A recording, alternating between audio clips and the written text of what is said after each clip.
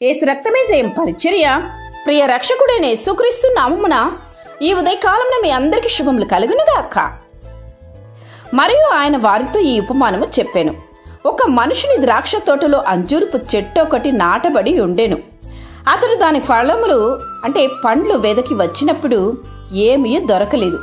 కనుక అతడు, ఇదిగో 3 ఏళ్ల నుండి నేను ఈ అంజూరపు చెట్టును పండ్లను వెదుకుచున్నాను, కానీ ఏమీ దొరకలేదు.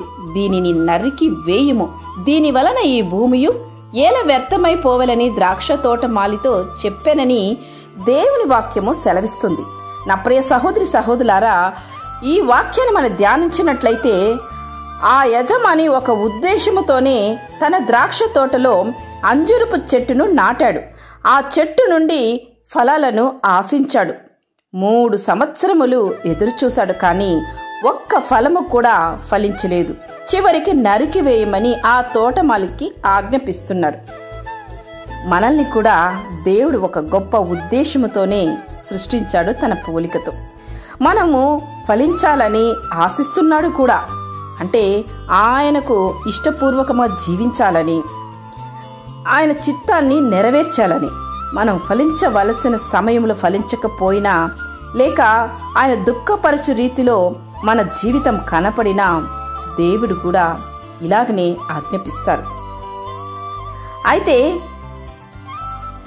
వాడు, అయ్యా, నేను దాని చుట్టూ త్రవ్వి ఎరువు వేయు మట్టుకు ఈ సంవత్సరం కూడా ఉండనిమ్ము, అది ఫలించినా సరే, లేని ఎడల నరికి వేయుమని అతనితో చెప్పాను.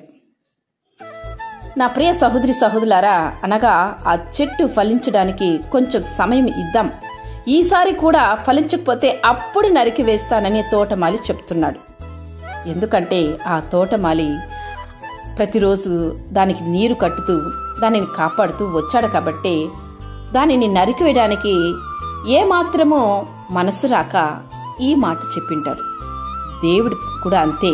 మన కొరకు తన స్వయ రక్తాన్ని చిందించి, మన కొరకు మరణించి, మన కొరకు తిరిగి లేచి, మన కొరకే రానై ఉన్న ఆ గొప్ప ఉద్దేశంతో ఉంటున్న దేవుడు ఈరోజు ఆయనకిష్టం లేని జీవితాన్ని పాపంలో నీవు జీవిస్తున్నప్పటికీ, నీవు అపవిత్రుడై ఉన్నప్పుడు కూడా దేవుడు ఎందుకో నీకు ఇంత సమయాన్ని ఇస్తున్నాడంటే నిన్ను నీవు సరిదిద్దుకుంటావు అని నీకు ఇంకొంచెం సమయాన్ని ఇస్తున్నాడు.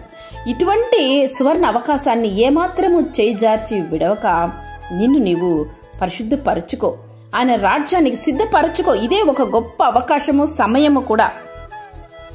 గడిచిన కాలంలో ఒకవేళ దేవునికి ఇష్టం లేని కార్యాలు చేసి నీవు దూరంగా ఉన్నా సరే, దేవుని ఆశించిన ఫలాలు నీలో లేకపోయినా సరే, ఇక నుంచైనా సరిదిద్దుకో, దేవునికి దగ్గరగా జీవించు. దేవుడు ఆశిస్తున్న రీతిలో నీవు జీవించినప్పుడు దేవుడు తప్పక నిన్ను ఆశీర్వదిస్తాడు. నీవు ఫలాన్ని ఇస్తావు, మంచి ఫలాన్ని ఇస్తావు కూడా. దేవుడు ఆశిస్తున్న ఆత్మ ఫలమును ఫలిస్తూ నీవు అనేక మందికి దీవెనకరంగా మారబడాలని దేవుడి ఉద్దేశం. ఆయన ఉద్దేశాన్ని నెరవేర్చు.